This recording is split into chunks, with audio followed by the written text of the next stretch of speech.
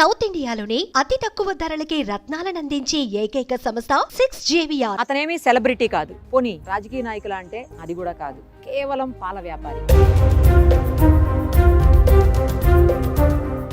కానీ సెంట్రల్ నుంచి సెక్యూరిటీ, లోకల్లో అనేక మంది గన్మెన్స్.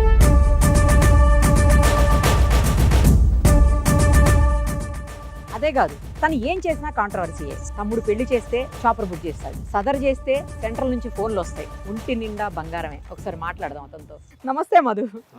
ఏంటి అసలు ఆ గన్మెన్లు ఏంటి, ఆ సెక్యూరిటీ ఏంటి, ఈ సదర్కి నువ్వే ముందుండి నడిపించడం ఏంటి?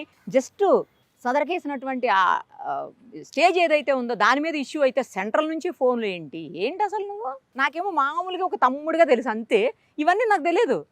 నాకు నిన్న మొన్న తెలిసే ఇవన్నీ. అమ్మ ఇంత ఉందా మధుక్ అని చెప్పి వెంటనే కాల్ చేశాను. అక్క నేను ఎప్పటికి కూడా మీ తమ్మున్నే, నేను మా అక్కనే. Thank you. మేము సెలబ్రిటీ కాదు, మేము అది కాదు, కేవలం ఒక సాధారణమైన వ్యాపారవేత్తలము. పొద్దున్న లేస్తే 5 గంటల నుంచి మేము పాలు అమ్ముతాము. సో 24 గంటలు సిటీలో మిల్క్ బ్యాంక్ పెట్టినాం మేము. ఏ ఎమర్జెన్సీలో కూడా ఎవరికన్నా సరే ఫ్రెష్ మిల్క్ దొరకాలి. ఇక్కడనే మా సూపర్ డైరీ ఫామ్ ముందే ఒక ATM పెట్టినాం. Any time milk. చుట్టుపక్కల గాంధీ హాస్పిటల్ ఉంది, చుట్టుపక్కల ఈ హాస్పిటల్లోకి ఏంది, ఎవరికన్నా చిన్న పిల్లలకి ఎమర్జెన్సీ ఏంది, 24/7 అరౌండ్ ద క్లాక్ స్వచ్ఛమైన పాలు దొరకాలనే ఒక ఉద్దేశంతో మేము మిల్క్ బ్యాంక్ పెట్టాం. సో మేము కేవలం పాల వ్యాపారంలో. మరి ఏంటి హంగామా, నాకు అసలు అర్థం కావట్లేదు. ప్రతి బిజినెస్ లో శత్రువులు ఉంటారు. ఏంటి పాల వ్యాపారానికి కూడా శత్రువులు ఉంటారా మధు? అట్లా అయిపోయింది ఈ రోజు. ప్రతి రంగంలో ఒక కాంపిటీషన్ అనేది ఉంటుంది. అటుగాక అరౌండ్ ద క్లాక్ మేము వివిధ సిటీలలో వివిధ రాష్ట్రాలలో కూడా పర్యటిస్తుంటాం. కొంచెం మందికి మా మీద కొంచెం ఏడుపు ఎక్కువ.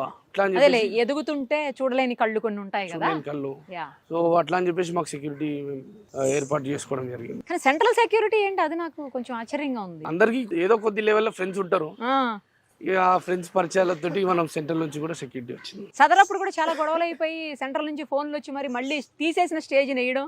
సదర్ ఉత్సవాలకి ఏమైంది, మా ఖైరతాబాద్ లో మేము స్టే చేస్తే కూడా కొంతమంది రాజకీయ నాయకులు, కొంతమంది వాళ్ళకి ఒక రాంగ్ ఇన్ఫర్మేషన్ ఏదో పోయి, సో మాకు కొంచెం సదర్ ఉత్సవాలను జరుపుకోవడానికి కూడా కొంచెం ఇబ్బంది పడ్డాము. సో ఈ సదర్ ఉత్సవాలు అయిపోయిన తర్వాత మమ్మల్ని అర్థం చేసుకున్నారు వాళ్ళు కూడా. మనం చేసే కార్యక్రమం ఒక మంచి కార్యక్రమం. 365 రోజుల్లో మా యాదవ్ సోదరులకు ఉండేది ఒకటే ఒక పండుగ, చాలా పెద్ద పండుగ. 100 ఏళ్ళ నుంచి మనం సదర్ ఉత్సవాలు జరుగుతున్నాయి. కాకపోతే ఈ 3-4 ఏళ్ళ నుంచి అయితే కొన్ని లక్షల కోట్ల పబ్లిక్ వస్తారు సదర్ ఉత్సవాలు. ఎందుకు వస్తారు?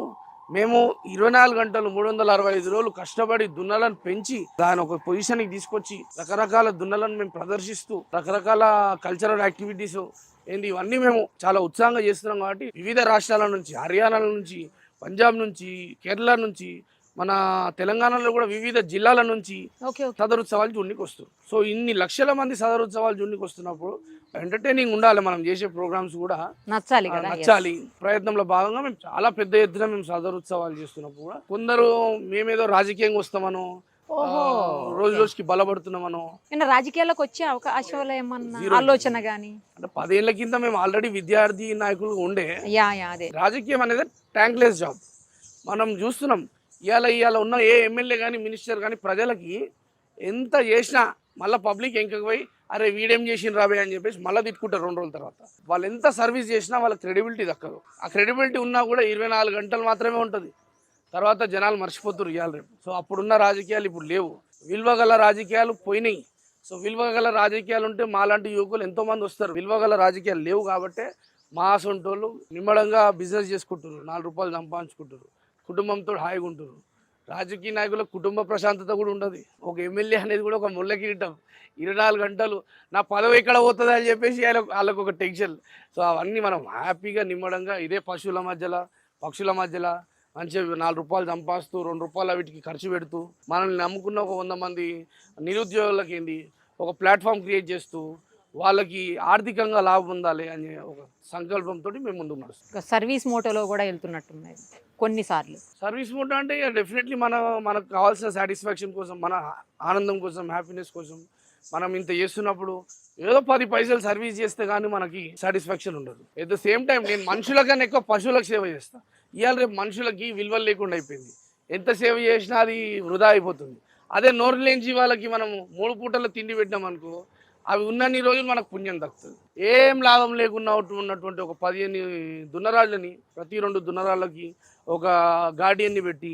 ఎన్ని ఉన్నాయి ఇవి? 15 దున్నరాళ్ళు.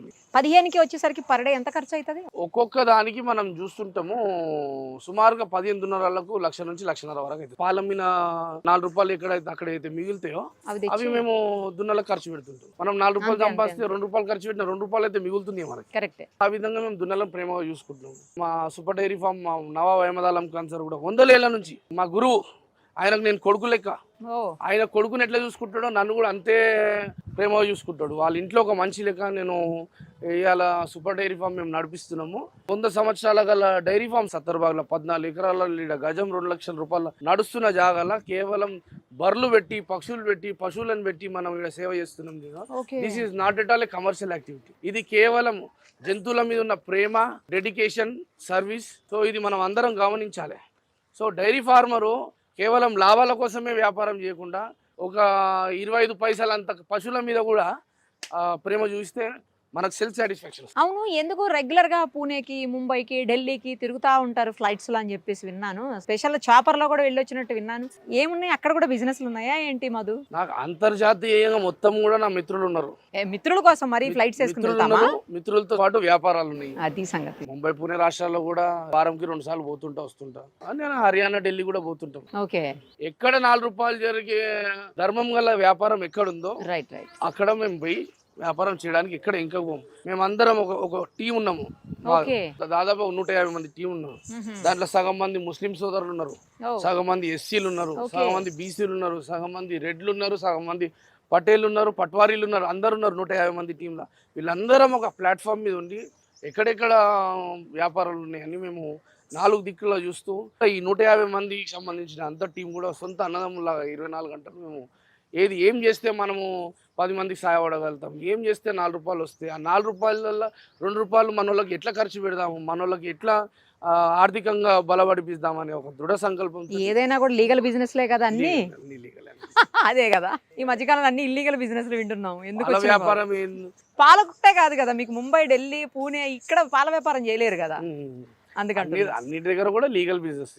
అయితే ఓకే. ఇల్లీగల్ బిజినెస్ చేస్తే ప్రశాంతత ఉండదు. అదే కదా, అస్సలు ఎప్పుడు ఏమైతుందా భయం, ఎప్పుడు ఎవరు వచ్చి మనల్ని అది చేస్తారా అని భయంతో ఉంటుంది. భయంతో బతకాల్సిన జీవితమే కాదు, ఆనందంగా హ్యాపీగా మనము అన్ని లీగల్ గా చేసుకుంటేనే మనకు బాగుంటుంది. All the best Madhu.